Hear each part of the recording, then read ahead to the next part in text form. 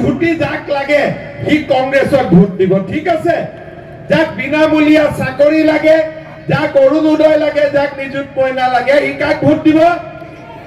অলপ ডাঙৰ কৰি মোৰ কামখন ৰাতিপুৱাৰ পৰা ভাল কৰি শুনাই নাই মই কাক ভোট দিব বাস ইয়াৰ পিছত আপোনালোকে চিন্তা কৰক কংগ্ৰেছক ভোট দিলে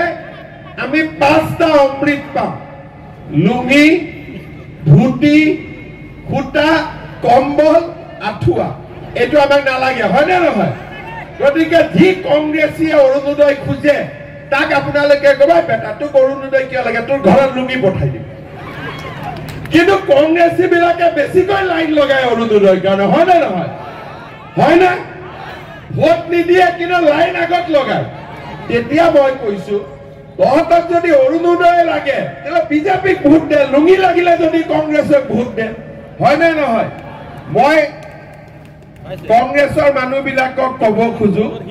যে আপোনালোকে হাতৰ ছবিটো বাদ দিয়ক লুঙিৰ ছবিত ইলেকশ্যন উঠক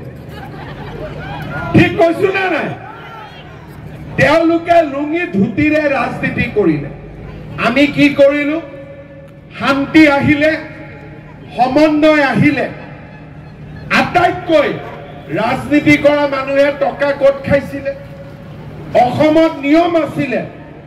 যে ৰাজনীতি কৰা মানুহে চাকৰি নামতে বেছি টকা খাইছিল হয় না নহয়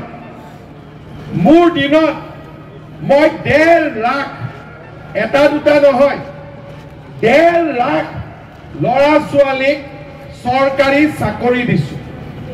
যদি মই 10 লাখ কৰি ললোহেঁতেন কিমান হল বাদ দিয়ক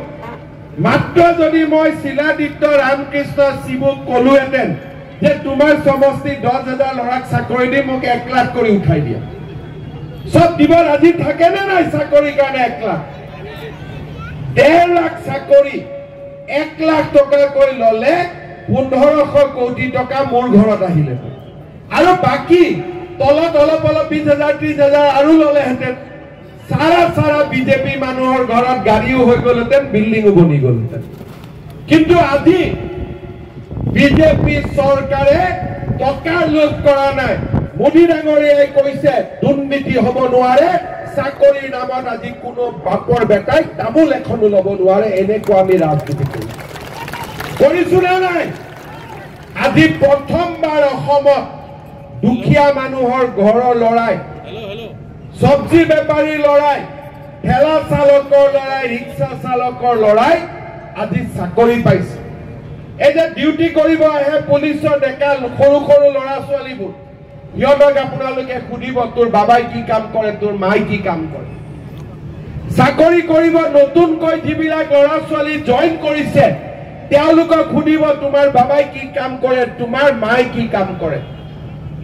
কোনো ধনী মানুহৰ লৰা নাই সকলো দুখীয়া মানুহৰ লৰা ছোৱালীয়ে আজি বিজেপি দিনত চাকৰি পাইছে আপোনালোকৰ লৰা ছোৱালীয়ে ভাল কৰি পঢ়া শুনা কৰক আজি অসমত চাকৰিৰ কোনো অভাৱ নাই এই চাকৰি হৈ গল নৱেম্বৰত মই আকৌ পুলিচৰ ইন্টাৰভিউ ফৰেষ্টৰ ইন্টাৰভিউ মই আকৌ উলিয়াব গৈ আছো